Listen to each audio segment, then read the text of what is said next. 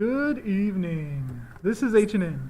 The Holotable News Network is your not even remotely close to around the clock Star Wars Galaxy of Heroes, news, reactions, reviews, theory crafting, and more source.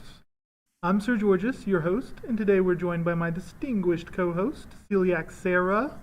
Hey, how are you? I'm good. How's your last couple weeks been? Good. It's been busy. Have, It's have you been hanging out on the Death Star? no, 'Cause no, I have not. it's Have you? I have. The Death Star Oh. has been getting busy hmm and has entered the game pretty much. I'm glad. I'm glad one of us is having some fun. So our headlines for this week are that Hmm. the Executor kit reveal is here and has already entered the game with Admiral Piet as the captain, the admiral pilot of the ship. hmm We've got Lord Vader Group 2 requirements. hmm So we've got first and second now, just waiting on the third in a couple of weeks. And then along with the Executor coming out, they did a small touch-up of Slave 1, Boba Fett's ship, to make the Bounty Hunter ship faction work better together. Yeah. So let's go over the Executor kit. Yes, please. I want to read this one. Go for it, because you can entertain me Yeah. because I haven't been told. I only know, of course, if the Death Star is involved in it. So, but I don't understand how. Yeah, you jump in with your reactions, reviews, theory crafting, and more sorts. all right, I'm ready. So, we've got a dark side Empire ship, hmm even though its main focus is bounty hunter synergy. So it has the Empire tag. Yes. Okay, Doesn't have a bounty hunter tag. Doesn't right. need a bounty hunter tag. hmm Most of his kit uses bounty hunter synergy, but there is a bunch of alternative Empire synergy, Okay. interestingly, because even though, and the guy that made the ship has done a couple interviews around with hmm people, and it's pretty cool. And it seems like he put a lot of good thoughts into this ship and making it not just game centric, but fit with the story and lore. So I'll go ahead and read the first basic ability. Empire capital ship with strong bounty hunter synergy. Its basic is unorthodox methods. Final text: deal physical damage and inflict expose for one turn on target enemy. Deal 5% more damage for each active Empire ally. Deal 25% more damage for each active Bounty Hunter ally. Say that part again. Bounty hunters deal for each bounty hunter ally. For each Bounty Hunter, deal 25% more damage. But for each Empire, deal 5% more damage. This just seems weird to me because it's got the Empire tag. You would think that the Empire would deal more than the bounty hunter, but I get it because they're trying to give bounty hunters a home. It just Right. seems weird. Right. But okay. Right. So my justification is that bounty hunters are better fighters. They're just better all around than a random Empire ship. hmm So it makes sense to me whenever it talks about the bounty hunters being better in this kit. Because if you hire 3 or 4 different bounty hunters, you're going to expect them to do better than your 3 or 4 pilots. Yeah, that makes sense. Yeah.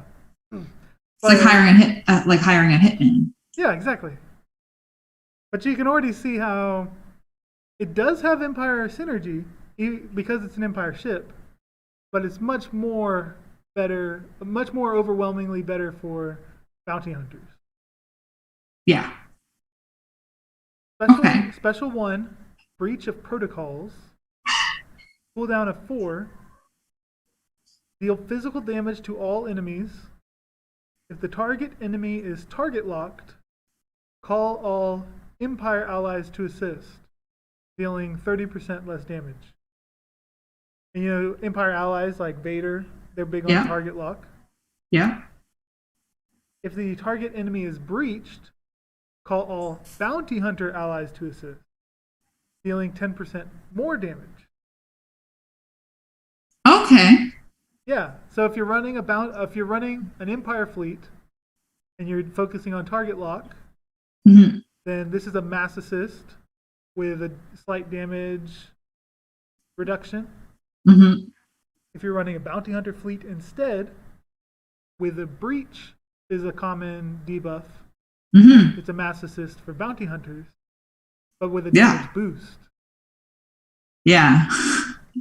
They really are making it so that you want bounty hunters over Empire. Yeah. All right. Special 2, we only need to keep them from escaping. Great name. It is. Cooldown of 5. That's pretty high. It is pretty high. This one, bounty hunter allies gain potency up for 1 turn. Okay. Dispel outmaneuver, which is Han Solo's buff. Oh. Yeah, specifically, dispel that buff that only that ship has. And that's an annoying buff, too. It is. And stealth from all enemies. They dispel stealth. Yes. Okay. So anything that's keeping the enemy side from letting you attack them, getting rid of it. Get rid of stealth, get rid of that outmaneuver. Nobody gets to hide. Nobody gets to escape. Right. That makes sense why they specifically say outmaneuver then. Yeah. And dispel all debuffs from bounty hunter allies.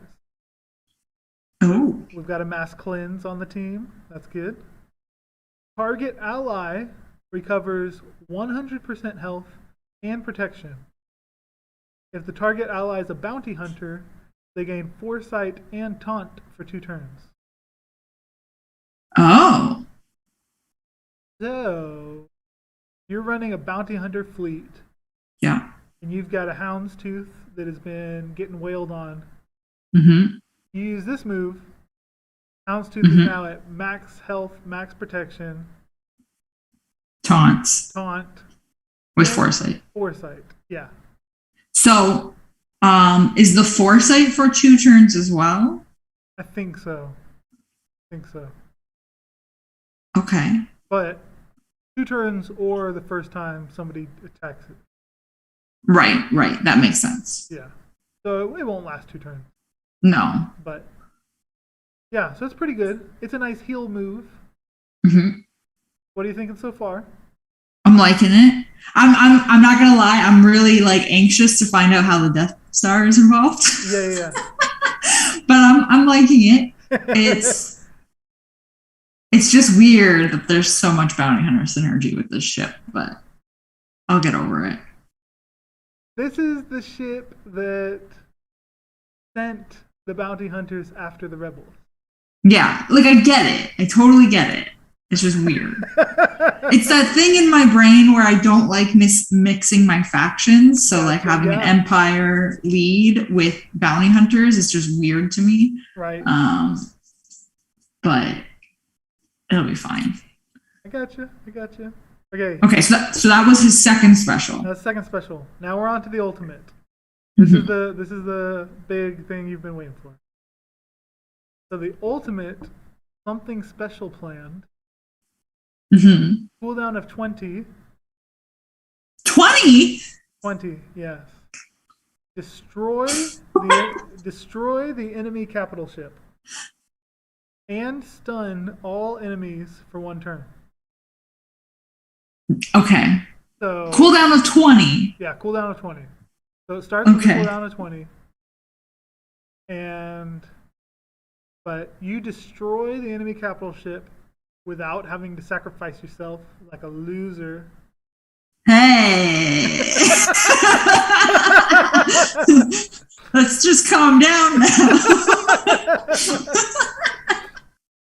So destroy the enemy capital ship without destroying yourself in the process. Stun, little snow. stun all enemies for 1 turn. All Yeah. allies gain protection up 35% for 2 turns. If there is no capital ship, enemy capital ship.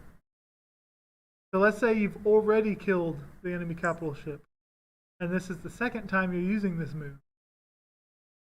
So if there's no enemy capital ship, destroy all active enemy ships instead. This ability can't be evaded or resisted, starts on cooldown, and is reduced by 1 each time breach is inflicted on an enemy ship. Ooh. Yeah. So Oh. 20 breaches, and the enemy capital ship is dead. 20 more, and every single other ship, enemy ship is It's dead. just gone. Yeah, just gone. Instant win.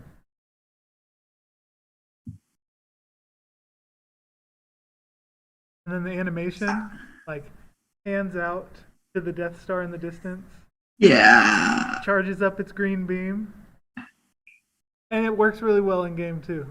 Like when you use it, it's just a quick, beautiful shot A of nice the Death little. Star. It's great. It's great. I'm trying to, like, okay, so you've obviously got it. And is that the whole kit? Sorry to interrupt you. All good. That's it? That's That's everything? the whole kit except for his crew ability. Oh, right. So I think they said that it's unique for capital ships. No, I think they all have crew abilities. I don't know. But okay, his crew ability Okay. is called Vader's Bounty. Mm-hmm. Bounty Hunter allies have plus 35% max health, max protection, and offense. And ignore taunt on crewless or droid ships. Oh. Yeah. At the start of battle, Bounty Hunter allies gain tenacity up for 2 turns, and Empire allies gain we don't need their scum for the rest, for the rest of the battle, which can't be copied, dispelled, or prevented. That's a new unique buff. Right. Whenever an enemy reinforces, Bounty Hunter allies gain evasion up for 1 turn. Whenever an ally applies breach, they dispel all debuffs on themselves. There's a ton. There's a ton to this ability. It's basically 3 abilities rolled into 1. I was gonna say this is a lot. Yeah, there's a ton. So that first part we read, so they get huge boost to their survivability and damage. So that's the first thing you'll notice when running with them. The ignoring taunt on crewless or droid ships. Mm-hmm. So That's huge. That's huge. Now, I misread it because I read it as like they ignore taunt. Period. Like they can. Oh, okay. But no, they only ignore taunt when those ships are taunting. So if a piloted ship taunts, they can't do anything about it. But if it's a TIE bomber, if it's any of the recent tanks that they've come out with in the last 2 years, all of those ships, they just ignore the taunt, target whoever they want. We don't need their scum buff that Empire allies get at the start of battle is they're immune to turn meter manipulation. And whenever a bounty hunter ally is defeated, they recover 25% health and 25% protection. The Whoa. TIE Advanced X1 instead recovers 10% health and protection. Why? Yeah. So the interview the guy did, or maybe it was in the developer notes or whatever they call it. Mm-hmm. But because Fiat doesn't like bounty hunters, doesn't think they need them, that's why whenever he runs Empire instead, Mm-hmm. they get this special buff where they act like they don't need bounty hunters. Right. And whenever a bounty hunter dies, the Empire that are there are happy about it. So that's why they Right. recover the health and protection. Okay. But since Vader's the one that hired them, he gets less health and protection. Because he doesn't want them to die. Right. Because it's Vader's plan. Right. So he kind of gets hurt more when they die as opposed It's to... like, it's kind of like his ego takes a hit. Exactly. Yeah. Exactly. Oh. It's pretty cool. That's sad. Like, that's some cool thought that went behind this kit. I like that. I like how they kind of like, it's almost like, this sounds so weird. It's almost like they gave the ship a personality. For real. You know? Which is weird because it's a ship. But yeah, that's like how I think of it. It's like they gave it a personality and it interacts with different personalities from these other ships. Yeah. Okay, so here's my question, because you have it. I do not. Yes. So are you using mainly bounty hunters with it? I am. Have you played around with it? Well, hold on. But there's another paragraph to the crew. Oh, okay. Yeah, that's okay. I didn't want to jump ahead, so I didn't even look at it. Yeah. I didn't want to get lost in the text, so I broke it down bit by bit a little bit more. Okay, got it. Okay, so this next paragraph of his crew: whenever a bounty hunter ally deals damage with a basic ability, they inflict target lock on the target enemy for 1 turn. Oh. Yeah, so now every time a bounty hunter does their basic, in addition to whatever it normally does, they inflict target lock. That's interesting. The first time allies inflict target lock 20 times on enemies, each active enemies who are called in from reinforcements, or summoned enemies are inflicted with breach and target lock. No. Yeah. And these effects can't be dispelled, evaded, or resisted, and last until the end of battle. Okay. So, back up. Question. Yes. So, say you have Houndstooth out there, and he's done this 20 times. Yes. And say you're facing, I don't know, a negotiator fleet, and he's called in 1 reinforcement. So, there's 4 ships out there. Yeah. That means each ship, so there will be 4 breaches on the field now, because each ship will get it. Yes. So that counts as 4 breaches towards your total for your cooldown. It should, yeah. And they are permanent breaches.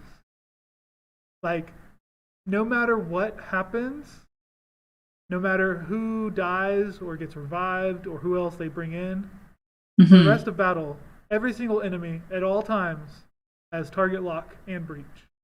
Like it's locked on there. Yeah, permanent, never goes away. Doesn't go away after so many turns. Doesn't get dispelled. Doesn't only apply to the ships that are out there when it happens. No. Every single ship that the enemy ever has from then on will always have target lock and breach. That's insane. Yeah, it's pretty sweet. And it's really cool to look at the enemies, and they've all got these 2 red locked buffs. And every single ability that does something with target lock, you never have to worry about whether or not you're going to get a target that still has it or not.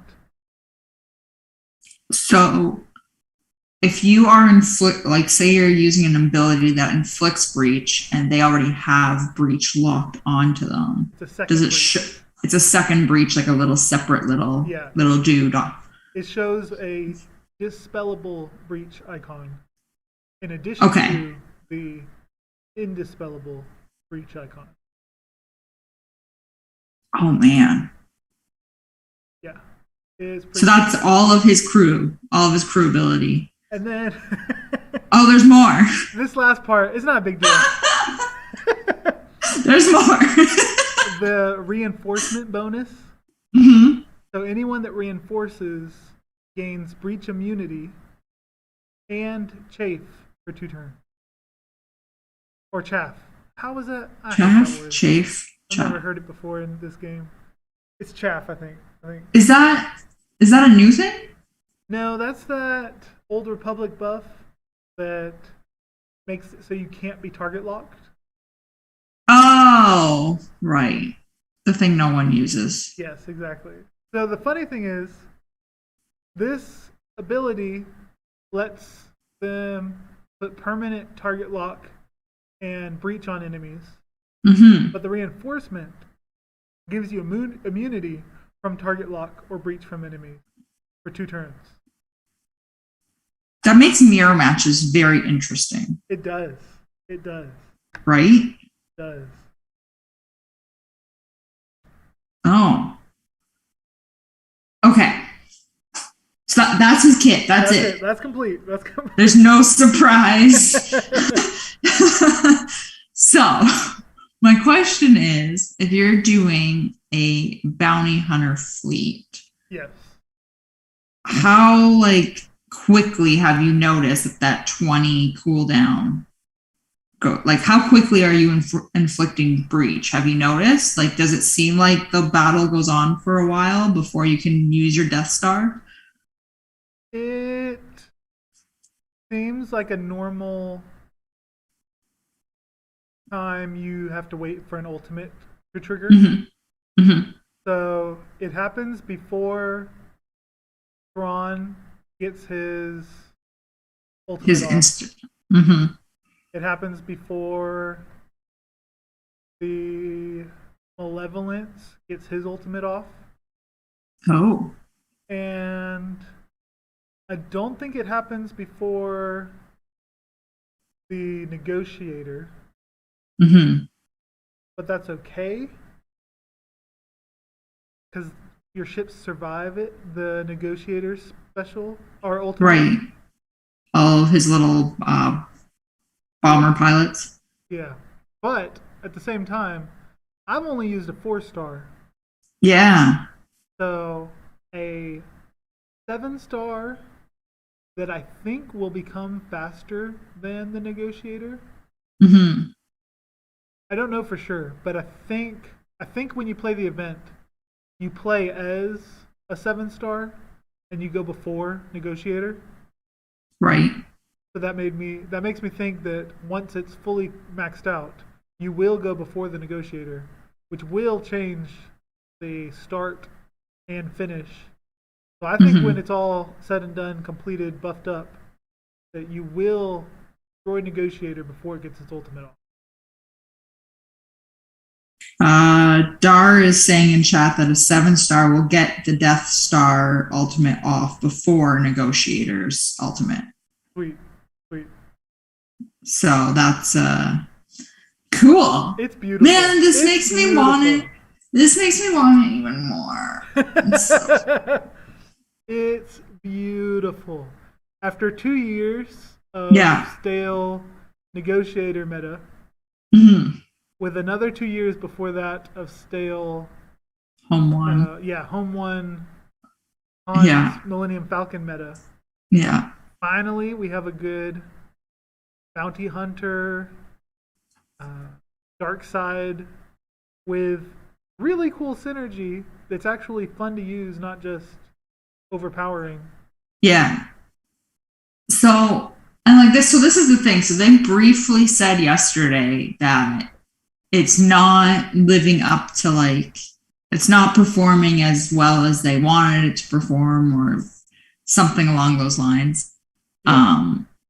So I'm curious if you think that that means they'll buff some aspects of it, or Yeah, I think they will. yeah, I'm not which I sure. find I do find interesting because they did also say that there's going to be another bounty hunter ship. Really? That's yeah. They didn't say which one, but I'm What? sure we can guess that it's Dengar's. I'm sure we can guess that What? Dengar is getting his ship. Yeah, they said there's going to be another bounty hunter ship coming in. That's awesome. Okay. We only have have 5 bounty hunter ships currently. So we need Boba, 2 to make a full fleet. right? But maybe they're assuming you'll always have Vader with it. I don't know if you always want Vader with it. I'm just pulling things out of my butt. Yeah. No. That's good. That's a good idea. But no, I don't think Vader helps at all. And they don't list Vader under the synergy suggestion. Oh, I didn't even notice that. They only list the 5 bounty hunter ships. That's funny. I think they'll come out with 2 more bounty hunter ships. This release doesn't seem like it's going to be that lame duck resistance and first order release where they just threw these capital ships out there and said maybe they'll make sense down the road some point. Yeah, maybe not. Yeah. No, this seems like it's meant to be the next meta, and they expect the ships to be there to support this capital ship. Man. So yes, I'm not sure. Okay, so personally, I do have some critiques. Okay. I still only ran a 4-star. Right. With its kit, I'm not sure that matters because it's more about the buffs that it gives. But yeah, things that could make it do better in the meta. One thing was that the breach is tied to allies using specials. Right. Which most of the allies have 3-turn cooldown specials. So in theory, it's like, oh, you only have to inflict breach 20 times. Well, that shouldn't take too long. Yeah, but you've got 3 ships out there to start. Each is their first special. So then like, okay, we got 3 breaches out. Now we have to wait 3 turns before we can get our second wave of breaches out there. So it doesn't happen as quickly as you can. And if the enemies are doing anything to stop your bounty hunters, like if you get stunned for a turn, if they ability block you so you can't use a special, then I didn't even think of that. Yeah, like if you can't inflict breach, then you can't decrease the cooldown on your ultimate. Whereas things like the negotiator, all they have to do is take a turn with that valor buff, and it's constantly reducing. Like, okay, if you want to stun my ships, that's fine, because eventually my ultimate's going to go off. But that's not the case here. It could take forever. Yeah, because you need that breach going out there. Yes. Oh. Man, I'm glad his kit sounds really good. It is, yeah, it is. And I like it. I am curious what they're gonna do with this whole like monitoring it and whatever. Yeah. I'm also curious if we do get another bounty hunter ship, what that will do to the fleet. Right. I'm basically curious about everything about this fleet, which is hilarious because ships are so boring. Yeah, I want it. These ships are fun. It is the most fun I've had in ages. See, and like I think that's what ships needed because ships was just blah. Yeah, they were. Now I fear they'll go blah again. Yeah, I could see that happening. But like the guy that they got to make this, let him keep doing his thing. I think it was it CG Miller. Was it Miller that made it? I don't think so. I don't think so. I think it was. I don't know who it was. It might have been. I don't know any of their names. I should look it up. I think it was somebody that I haven't heard of before. Okay. I think Cubs fan Han did an interview with him. Mm-hmm. And in that, the guy talked about how he had to work really hard to pitch this ship, Mm-hmm. that he wanted to get it out, or he wanted to make this ship as soon as it was either when Piet was released, Mm-hmm. or maybe before that. I don't remember. But so like it's been a while. Yeah, it's been a while, and it's not like oh, we need to make a ship. What are we gonna do? No, it's like, hey, can we make this ship? And has to convince somebody on the team, like some boss, that let us put the effort towards building a new ship. Even though that should be a no-brainer. I was gonna say we have needed a new ship for Right. so long. Like the distaste people have for ships is directly tied to the lack of effort and energy put into ships. Totally. Like if you released a ship raid and more ships on a regular basis, people would care about it more. Exactly. There's no incentive to like try in it or care about it because nothing you do in it other than arena really matters. Like Yep. So man, I need to hustle on this. It's amazing. It was so much I am annoyed that the event is already gone and that it's only coming back once a month. Yes. This is my one gripe with this is they should not have called it a journey guide fleet event. Yeah, it's weird. It's not a journey guide event. It's not. Like Not at all. No, It's not a journey guide event at all. it's not a journey guide event. Don't call it a journey guide event. It's a legendary event Yeah, that comes around once a month. which sucks because you have to spend crystals if you want to max it. I think so. If you wanted to 7-star it It's gonna take forever to do it naturally.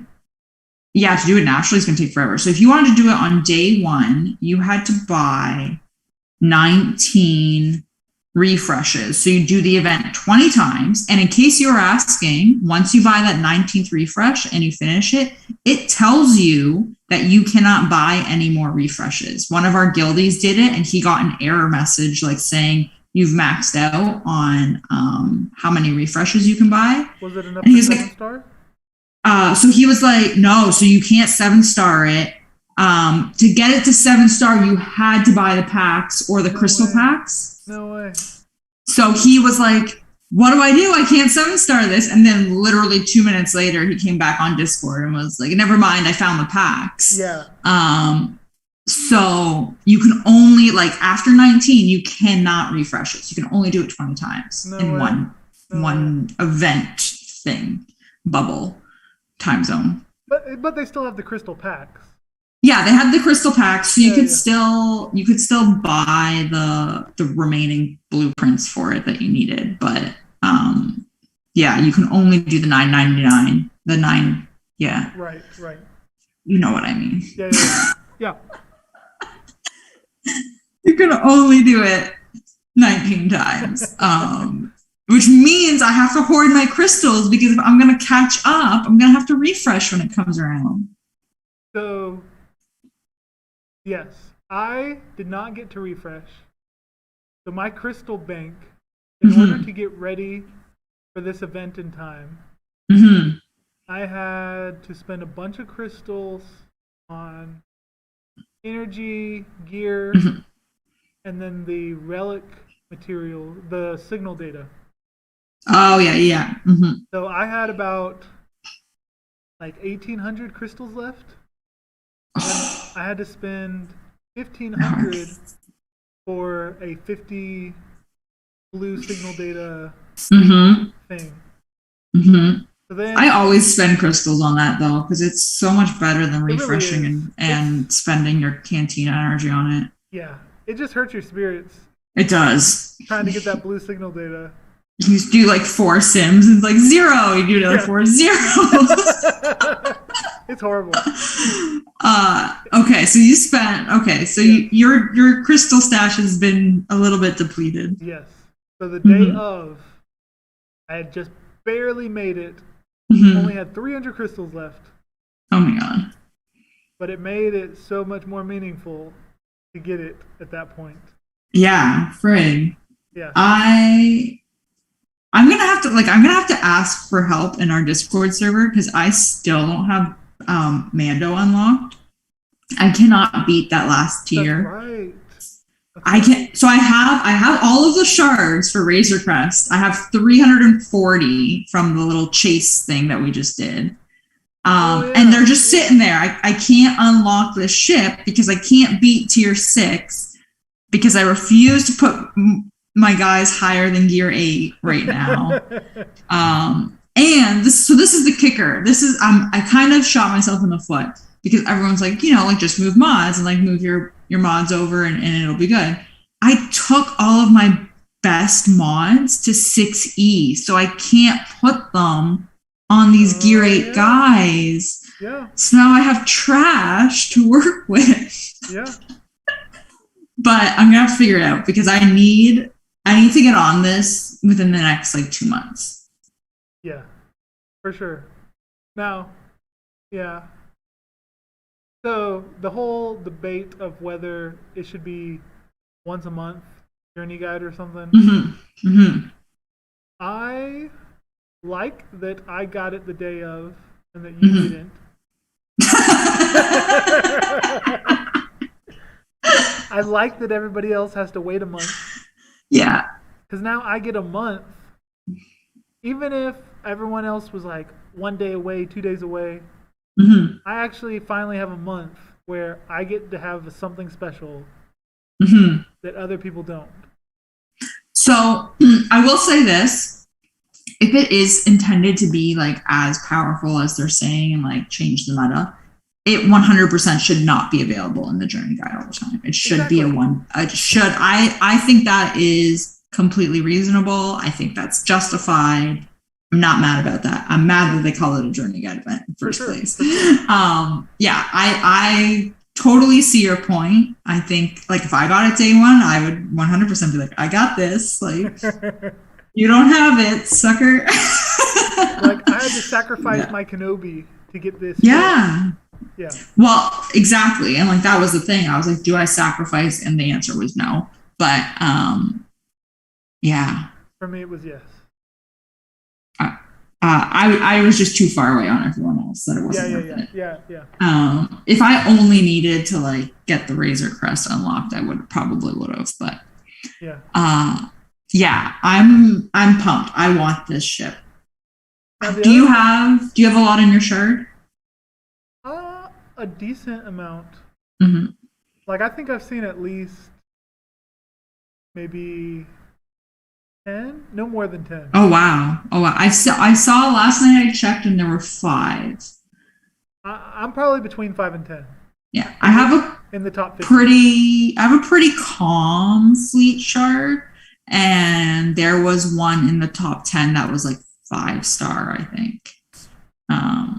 Yeah. We have at least 3 or 4 7-star. Yeah, me too. Which I was surprised. I wasn't surprised when I saw a few at 7-star. I was surprised to see like the 5-star one hanging out in top 10, but our shard's pretty quiet, so. I think that a low star is gonna do decent. Yeah. So mine's only 4-star. I definitely have not dropped as badly as I have been. Mm-hmm. I don't know if people are just afraid to fight it or if it really does do that much better. I know that on offense, auto isn't really reliable, or I don't know if it'll even work on auto. I've tried it a couple times, but I know that playing it manually, it's hard to lose. Okay. Versus negotiator. Malevolence is a little harder, but I still think it's hard to lose. Because you get to dispel debuffs whenever you apply breach. Yeah. So you're surviving a little bit more. Yeah, yeah. So every time you use a special, you get rid of those little buzz droids. Yeah. I was gonna say you can clear those off. Okay, so I'm sitting at 10. That's good for 4-star. Yeah, I'm 4-star, sitting at 10 Mm-hmm. with 7.5 hours until my payout. Wow, We have that's really good. right, and mine's an active one. I was gonna say yours. I'm assuming yours is active because you're talking about top 50. I don't even if I get really unlucky, I drop to 22. Usually I can stay in like the teens. No, when I get unlucky, like if I leave in a malevolence on offense, like because I was trying to climb easier, Mm-hmm. I'll drop to the 40s or 50s. Oh wow, yeah, no, ours is way more quiet than that. So right now in the top 10, we have 3 7-star executors, Wow, 1 5-star, 1 6-star, and me at 4-star. that's pretty good So that for top is 10. 6 executors in the top 10. Mm-hmm. And then we've got another 2 7-star in top 20, and then a 5-star at 20. So now we're looking at So there's 9. 9 in the top 20. Wow, that's good. And then I don't see any outside of top 20. I wouldn't expect it to. So that Personally. means either people can't beat them or they're afraid to play them. They're going Mm-hmm. around. Whatever the reason, 9 of the top 20 are executors, and none of them have gone out of top 20. Wow. This is great.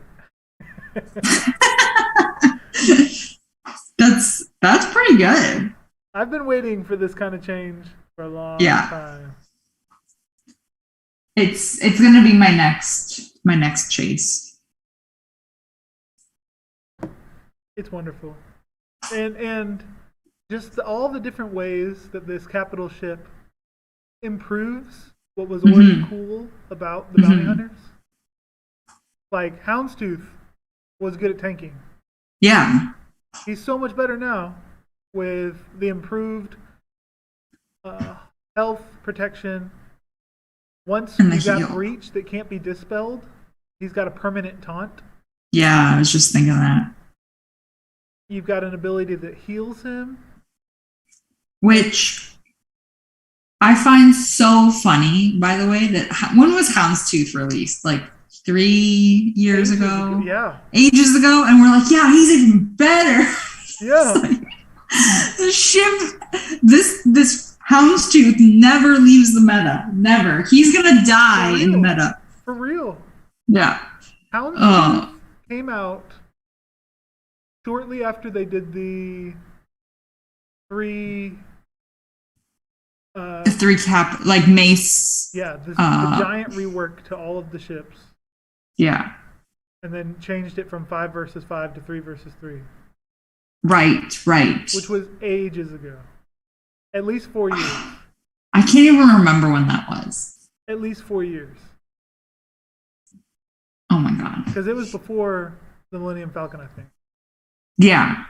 Like, when they made that change, the meta was still TIE Fighter pilot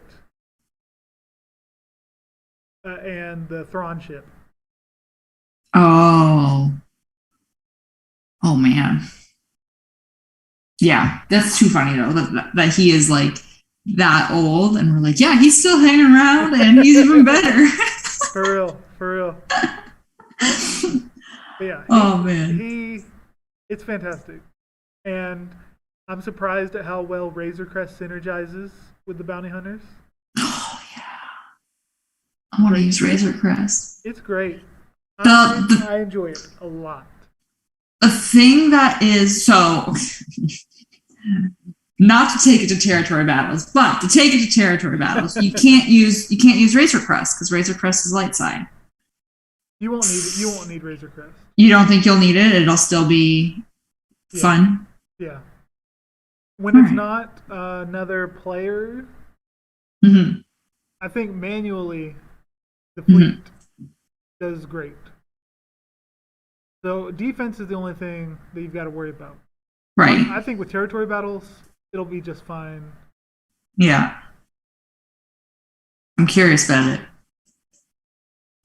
What makes Razor Crest fun is that the basic for Razor Crest applies mark on an enemy with breach. Yeah.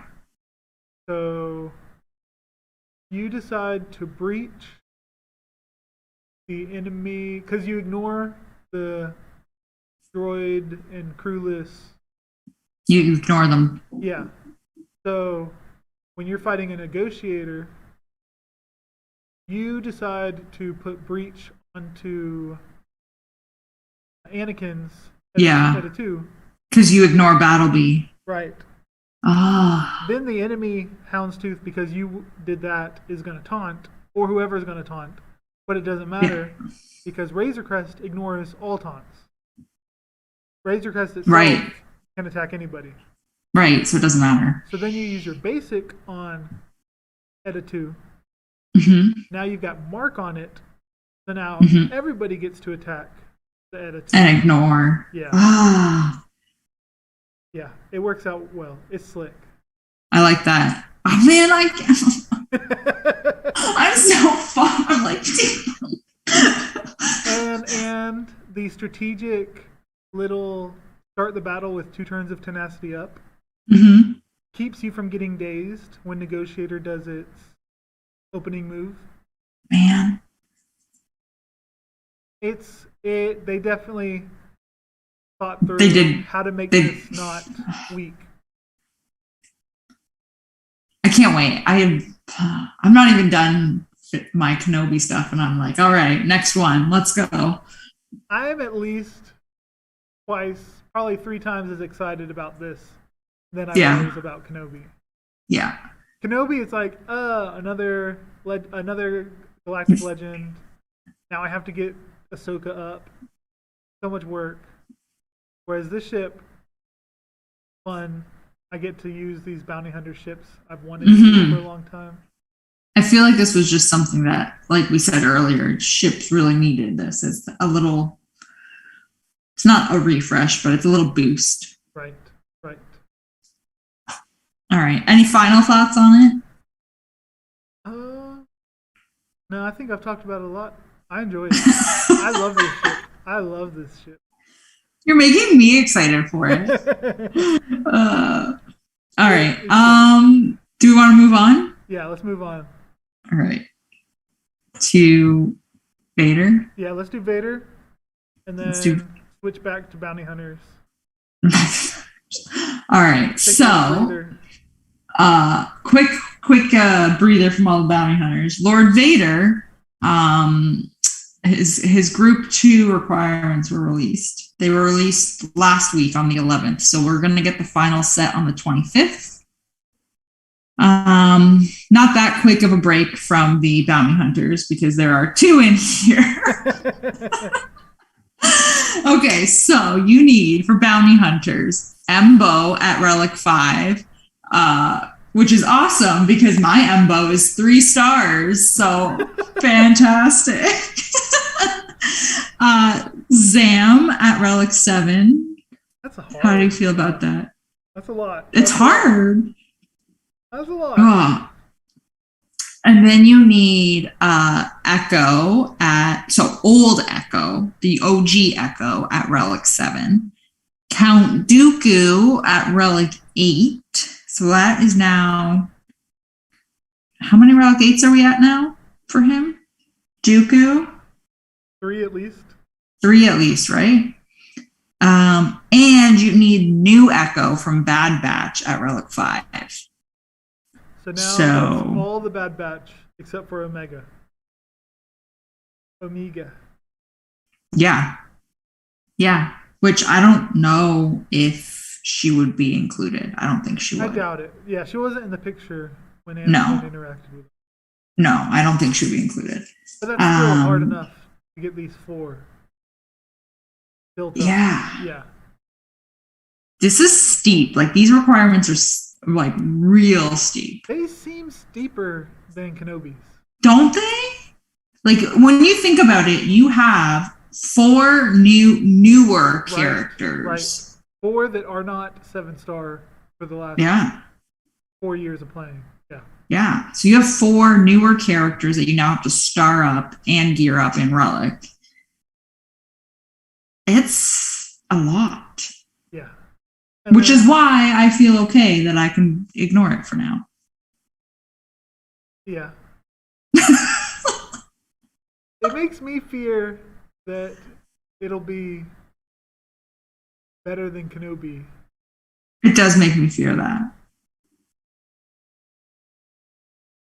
It's going to be different, I think.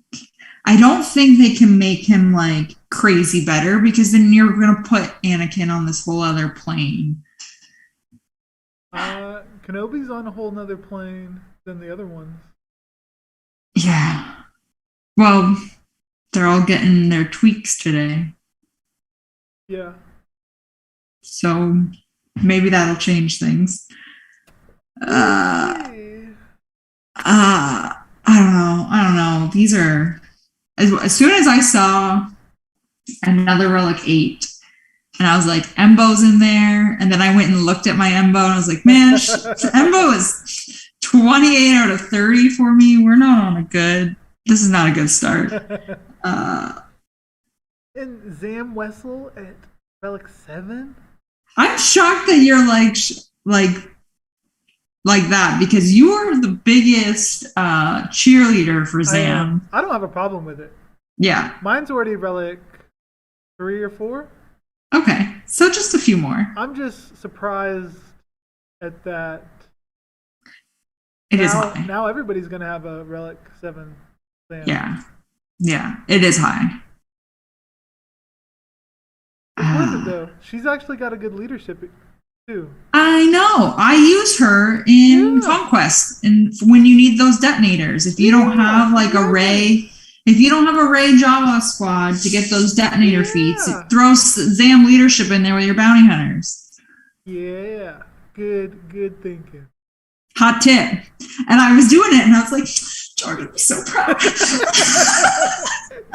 Oh, that's so good to hear. So good to hear. Just warms my heart. Oh man. But yeah, they're definitely steeper than Kenobi. Yeah. And then obviously group 3 we already know will have gas in there. Right, so we know one of them, yeah. We know one of them. Are they good? Are there 15 requirements? How many have no, it's usually 1 ship and like 13 characters or something like that. So if we've already got 10. Yeah. And one of the last one has been leaked. So we should be getting at least 2 more characters and a ship. Yeah. That's not bad. What ship? At a 2. You think it'll be at a 2? So if it's at a 2, would Jedi Knight Anakin be a requirement?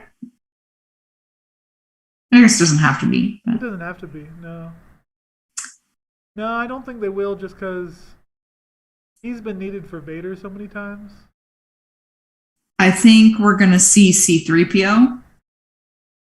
C-3PO makes tons of sense. Maybe. I just, the way that they have done these Galactic Legends, they don't like to double dip with the high relic ones. Well, C-3PO wasn't needed for... He was needed for Jedi Knight Luke? Yeah. Somebody... I don't think he was needed for a Galactic Legend. He definitely wasn't needed for Rey. Okay, then maybe so. If he hasn't been needed and for he wasn't needed for Old Man Luke. I don't think. 3PO was, but not C-3PO. Okay.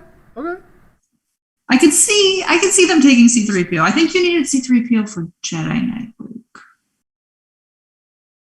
I think. I can't remember. They all bleed together. They do. They do. Which is so sad. Yeah, I think 3PO. Do you think we'll get another Tusken? If they wanted to be real jerks, yes. It really depends on how much they. I know. I just had to ask. I had to ask. Tusken Shaman. I want to relic Tusken Shaman. No. So I want them to give me a reason. Oh, man. Or that would be great too. Oh, man. Please give me a reason to relic one of them. Oh. No. The only one I can think of is 3PO. That would be in the next set. So 3PO, gas, one other character, and then a ship. But they've been so steep with their requirements up to now that they might be a couple of easy ones. Well, I think gas and 3PO would be easy. Most people have gas already at Relic 7 anyway. Right. So going to Relic 8. And most people have C-3PO in relics for the Challenge Rancor raid. Right. So I could see that being like a gimme. Right. Or maybe... Yeah, I don't know. Okay. Last but not least. Yes. Actually, it is the least. It's a little buff. It is the least. Yeah. A little touch up to Slave 1. So for Slave 1, it is real minor.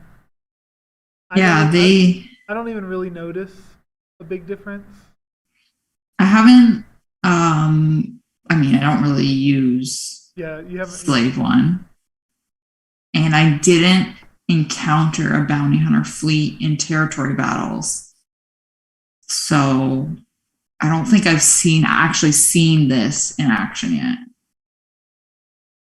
So the basic, so everything's the same. They didn't remove anything. They didn't change anything, but they've added a couple stuff. So the basic, he could attack 3 times doing target lock, but it was different chances of him doing more attacks.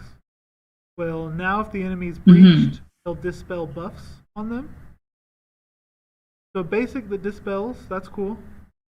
That is good. I like that. His first special where he hits target locked enemies and puts ability block, that's the same. Nothing changed. His second special, now this one, I know many people haven't used him in a long time, but he had a really good second special that would take away 30% of their max health. Yeah. Or deal damage equal to that. So that one has not changed at all either, but they made it so that it will reset once it meets certain conditions. Okay. Now he has a new unique. This one's called No Good to Me Dead. This is the only thing that really makes him buffed. So his new unique, at the start of battle or when reinforced, for each active enemy, Slave 1 gains 5% offense, 2% crit chance, and 5 speed for the rest of battle. The first time all enemies are breached while Slave 1 is active, or if Slave 1 enters the battle while all enemies are breached, seismic charges cooldown is reset. Ooh. And then last, while Slave 1 is active, breached enemies deal 50% less damage when they attack out of turn. That's nuts. That's a big one. That is a big one. So with this new unique, let's say he, at the start of battle, he'll gain 15% offense, 6% crit chance, and 15 speed from before. That's good. That's okay. Yeah. That's good. Yeah. And then if you're able to breach all the enemies, it'll reset his seismic charge. That's big. Yes. Because as it is right now using him, I almost never get to use that. Right, because it starts on a 3-turn cooldown. Yeah. By the time he comes in, usually you're basically done. Right. So, yeah, that's a big one. And then what will be interesting as time goes on is the breached enemies deal 50% less damage when they attack out of turn. So once you get all the enemies permanently breached, any mass assist or on Millennium Falcon assisting, all of those are dealing half damage. That's helpful. That'll keep him alive. Yeah. And that'll keep Bosk, Houndstooth, where it's impossible to kill. Yeah. You're right. Whoa. It's a very minor touch up, but I feel like it has big impact. Yeah. And then a potential for a big impact. Minor reinforcement touch up is that when he enters, he gains protection up 20% per breached enemy. But now I've played with him, and the protection up is nice, but I guess it has helped him survive a bit, but I didn't notice it doing much. I don't notice the basic dispelling buffs making a big difference. And then his seismic charge cooldown being reset is not as effective as I... Really? No. That's sad. So it only happens the first time. Right. Okay. So if it already is... So if he already has to use 1 or 2 abilities, so you're only saving 1 or 2 turns of cooldown, you get to use it, but then you still have to wait another 3 turns before you can use it again. Right, it's going back up. Or if you enter battle, this is what happens most times. I'll enter battle, and maybe it'll be reset because maybe I've triggered everybody has breach, or you get lucky and you make everybody have breach. Well, then you have to decide. Everyone's also target locked. Do I want to use my first special? Yeah, I was just gonna say, do you want to use that little? Right. I don't know what it's called. The little laser guy. Proton torpedoes. Yeah. Because that one puts ability block, and also deals a lot of damage. That's a good one, especially when there's target lock all over the place. Right. So now I never know which one I want to do. And it's not each time all enemies are given breach. It's the first time. Yeah, so it doesn't... Yeah. I haven't noticed it practically help a ton. Well... I mean, I haven't played with him in a long time, so maybe I'm just not remembering him being as bad. He works really well with the Executor, but I don't feel like it's a big buff. Right. Well, damn. All right. Well, that's his touch up. Yeah. Very, very minor. Yeah. Do we want to move on to the next? Let's move on to the next little bit here. Did you want to do That's No Moon, or did we already go over? I just found it funny that they need to buff Executor.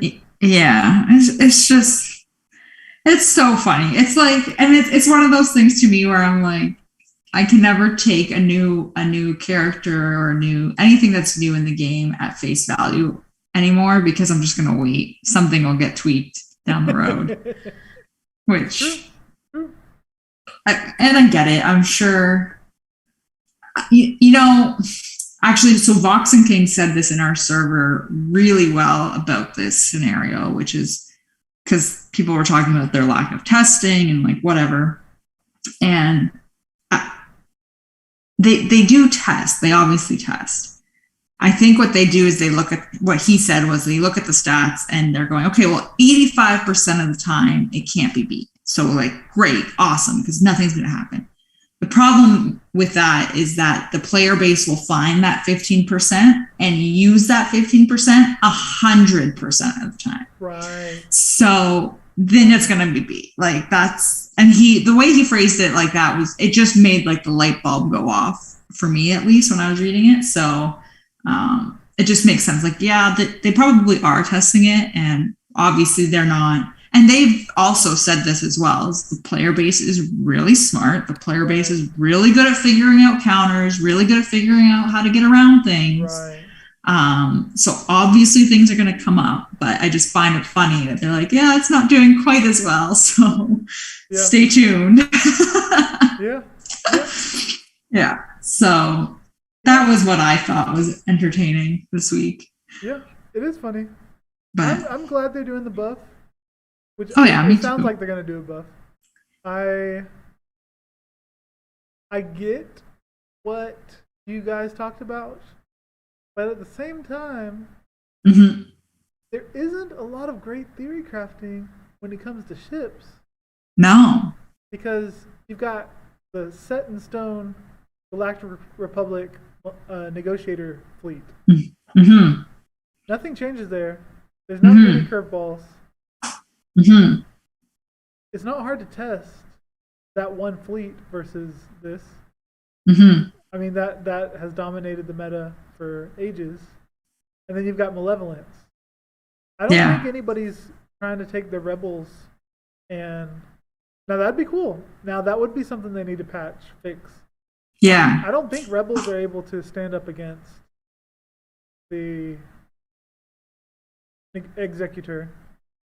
I don't think any of the other Empire ships or... I think this is also one of those things where I'm assuming what ends up happening is you probably test it against the current meta, right? Like you're not going to sit there and test it against every single team. Right. Because like to me, I'd be like, well, if I can beat the best thing, then obviously we're good. Not taking into account that other fleets and other teams have different mechanics that might be able to get around it. Yeah. I don't know. It's just funny. It is. So that was my little hot take this week. I don't think there's anything negative this week really going on, Bantha in the room wise. Yeah, no, I don't think so either. Not yet.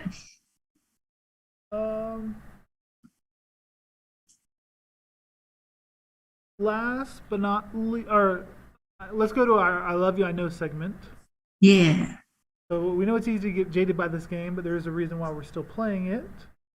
So, what have you enjoyed over the past week or two of Galaxy of Heroes? Let's start with you, Sarah. All right. I finally finished Slicker's Ultimate. It's done. It's over. I went You're right done with to... First Order now. I'm done. I went to 140. It took me a while because I went to 144 tickets on the last playthrough so that I could have a surplus waiting for me for my next Dark Side Galactic Legend. But it's done, which is awesome because now I don't feel like I'm boxed into this corner of what nodes I can like farm gear from. I can actually like freely work on my Kenobi requirements, which is great. So nice. It's over. I have not used it in the Sith raid yet. I have no idea. I'm gonna have to learn. I'm gonna have to try and learn the Sith raid solo thing. Yeah. So it's fun. It's doesn't take too long. I was going to try it like literally the day after I did it. And I can't remember what happened, but I entered phase 1 and then something happened where I ended up having to do something else on my phone. So the raid was paused like in the background. Right. And then at that point I was like, well, I have no idea what I'm doing anyway when I went back in. So I just like hit auto, let it give me some damage before the raid timer went up so I could get some rewards. But I'm going to try it maybe this weekend. Nice. Yeah. What about you? What are you loving? I'm loving Executor, not dropping in Fleet. You're loving that you have Executor. Okay, yeah. Uh-huh. It is so much better. So I already hate having to do arena at all. Mhm. Worst part of the game, takes so much It time is. to It's do so the bad. exact same thing every Yeah. single day. Yeah. Exact same teams every single day. I hate it. And It's the some days worst. I'm like, I don't have a problem at all. And other days I'm hitting a wall and I fail repeatedly. Yeah. So it's even worse when I've dropped to like 50 Yeah. in Fleet, and by the time I finish Arena, it's like, okay, now hopefully I can get done with my Fleet Arena real quickly Hmm. and not have to take a whole nother hour to try and mess with it. Hmm. And then I'm down at 50, or I see that I'm at 50, so then the hour that I'm using on Arena, I'm also having to switch back. So it's not even like I can just do a quick Arena, wait 8 minutes or so until I get another attempt, and then not play the game. No, I've got to, in between arena matches, go to Fleet Arena, then back to Arena, so that I'm glued to my phone for an hour, and then still having to do more after Arena's over for that hour of Fleet. Yeah. Now, to get both done at the same time, and to only maybe do one more battle once the hour of Fleet Arena starts, it'll be so much better. That's so good. That's actually like you saying all of that just makes me really grateful that my fleet shard is kind of dead. Yes, yes, Oh man. Yeah, that's a good thing to love this week. yes. That's fantastic. Hmm. Love it. Um, then We do have a Discord corner this week. One so far. go for it. I believe it was from Dobby, if I'm remembering correct. I have to look at it. Yeah, it looks like Dobby. Yeah. Okay. Looking for some advice. I need to work on my Hmm. Sith team. My only relics are Darth Vader and Dooku. All the other main ones are gear 12 except for Malik, who's at 6 star. What team should I focus on? Mostly interested in Conquest. I'm leaning towards the Triumvirate or the Empire. All right. I can only speak from my own experience here. I don't have the triumvirate past gear 12. What? Uh, yeah, no, I don't need it. I don't need them past gear 12. Um, Maybe in the future I'll do it, but right now I don't. I have my Sith Empire relic, and they are money. I use them everywhere. I use them in territory battles. I use them in territory war. I use them in Grand Arena when I don't forget to participate. Uh, but I also use them in Conquest, and I will put them with Vader. So the fact that he's already got Vader relic, I will put Vader with them for a full Sith squad Right. for that feat. Yeah, I would personally go that route. Would you go a different route? I'm curious because you have Palpatine, you have Grandpa Palps, Yes. Zombie Palps. I think I have all of them. Yeah, Probably all my Sith, except for the lackey Old Republic ones. I right. think. I think you've got Vader. That's a main one. Hmm. Dooku's not helpful in Conquest. I don't think I've ever used them in Conquest. He's not helpful in hardly anything.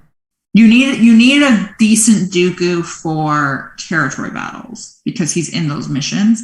But even then, I mean, until you're getting to phase 4, I don't think you need relics on him. Mine's still gear 12. Yeah. I think a well geared and well modded 6 star Malik can still do great. Mm-hmm. So definitely focus on getting him to gear 11. Yeah, gear Mm-hmm. 11. And Mm-hmm. then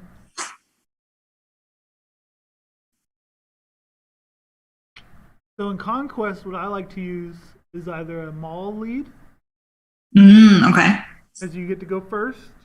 Mm-hmm. You get increased dodge rate, and it counts as a buff. So all of your buff stuff, all of your buff. Right.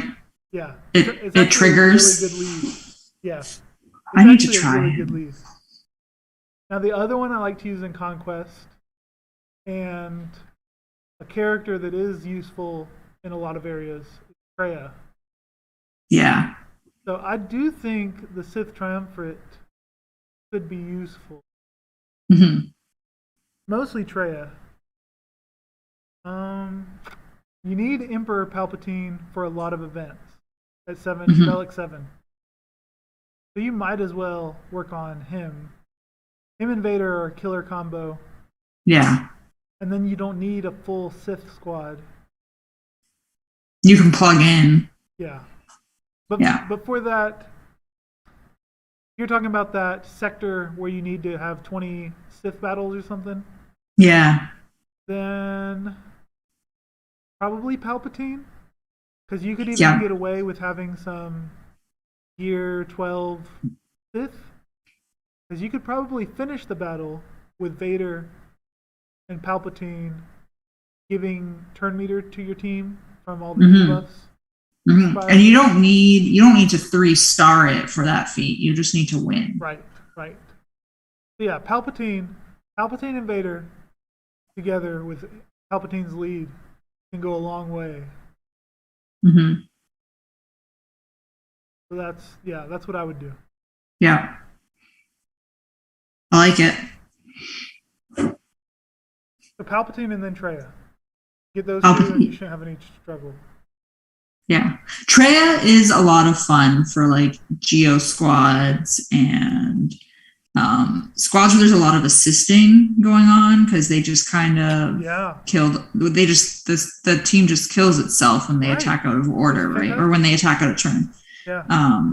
So for that reason, if you were having triumvirate, I would gear them, possibly relic them. But then also Pico mentioned on our server, and this made a lot of sense too, was you could just put crit avoidance arrows on the triumvirate and beef them up so that they can withstand that kind of out of turn attacking and not die as quickly. And they just kill themselves faster. And I didn't even realize this until he mentioned it. Crit avoidance on them, if you're going against a Geo squad in particular, is even better because Spy needs to crit to get stealth. Yeah, that's a good point. And one of the other ones, I think it's Soldier, gains turn meter when he crits. One of them gains turn meter. Soldier, yeah. So they won't gain that. So, I mean, have at it. Yeah. So, yeah. Cool. That's what I would do. I like it. Then on to the meta report. Oh, yeah. Has it changed? So the normal meta is now 54% Master Kenobi. Good Lord. That checks out, considering I fell to 68 yesterday in Arena. Well, that's horrible. It was so bad. 12% Fifth Eternal Emperor. 11% Jedi Master Luke. 11% Supreme Leader Kylo. 5% Jedi Knight Revan. So, Master Kenobi, the new Galactic Legend, has pretty much vanquished all other Galactic Legends. All other leagues. That's nuts. That's a pretty big power creep, I think. That is a very big power creep, and it makes me wonder what will happen once these character changes take effect. Right, yeah. Because for one Galactic Legend to outshine the other 4 so much. Yeah, exactly. That's annoying. Yeah. Then looking at the fleet meta, even though we only had 1 day to get the Executor, it has already broken through to 20%. Really? Yes. That's that's big considering, like you said, it's only been one day and it's gone now. So it's not like that number will, I don't think that number will go up. It hasn't grown in the last 24 hours or anything. Yeah. So negotiator is still 50%. Malevolence 24%. But then executor at 20%. That's a lot. And that 20% are going to be the whales. So it's got to be effective. Got to be a good ship if it's already at 20%. Yeah. Yep. Man. So it's off to a good start. No kidding. And last but not least, let's head to Uncle Owen's Moisture Farm. Talk about who and what we're currently farming in game, because everyone knows work comes before going to Tashi Station to pick up power converters. So true. I have been farming hard on my bounty hunters. It was painful to have to relic 8 boba. Oh yeah, I forgot that I had to do that. And at the same time relic 8 Piet. Oh yeah. So I'd gotten everybody else up. But those last 2, I was thinking, like, I got 2 weeks just to get them from relic 5 or relic 4 up to relic 8. But that's a lot. It's so hard to get just those last couple, all that signal data, all that gear. Because the scavenger tricks you. It's like, oh, you only need 10 pieces of this or 20 pieces of this. But no, that's hundreds of pieces of gear. So I got that done. I also unlocked Kenobi. I don't remember if I'd done that last time. But he's unlocked. He's gear 12 now, just barely. Because I don't have the gear. Because it's going towards everybody else. Yeah. I mean, he just needs so many stun guns. Oh, no, don't tell me that. So much Chirotech. No. Like the stun guns, it was something stupid. I don't, like, at least 400? Oh, God, no. No. 400? I can't. Where I'm stuck. And you know where you farm stun guns? Dark side. Exactly. Oh, man. So where I'm stuck right now is he's at gear 12. His last 2 gear 12 plus pieces are both that stun gun. Oh, no. The one that needs the stun gun to craft it. So I need 100 more stun guns before I can get him to gear 13. I'm at like 49, so I'm about to get one of them done. That hurts my soul. Yes. It is hard. And then once I even get him to gear 13, I don't have the relic data. No, because you just spent it all getting Boba to R8. Exactly. So that's what I'm working on. Oh, man.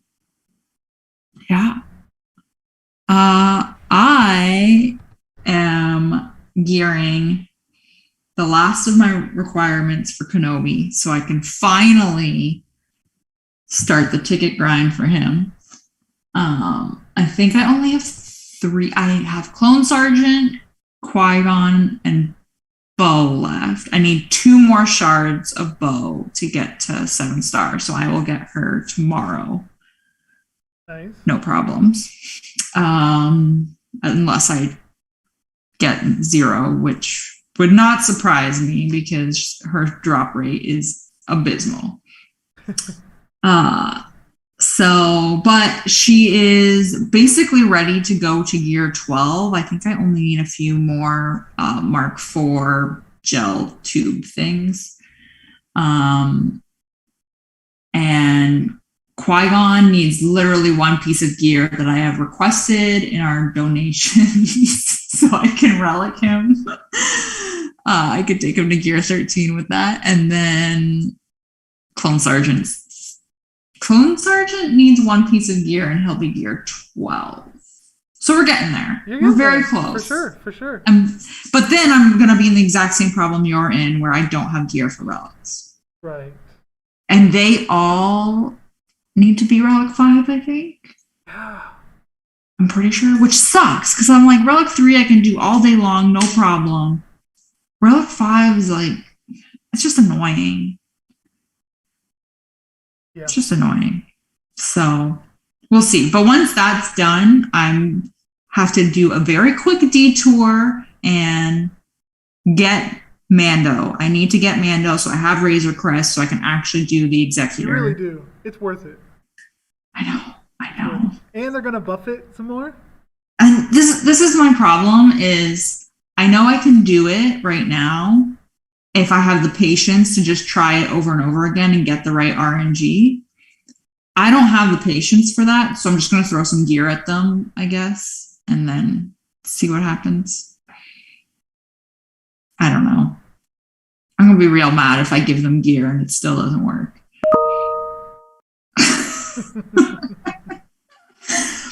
But yeah, that's basically it. That's what I'm doing.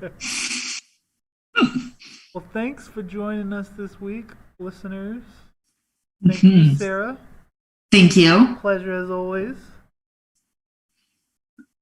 That ought to do it, and until next time, Huey, we're home.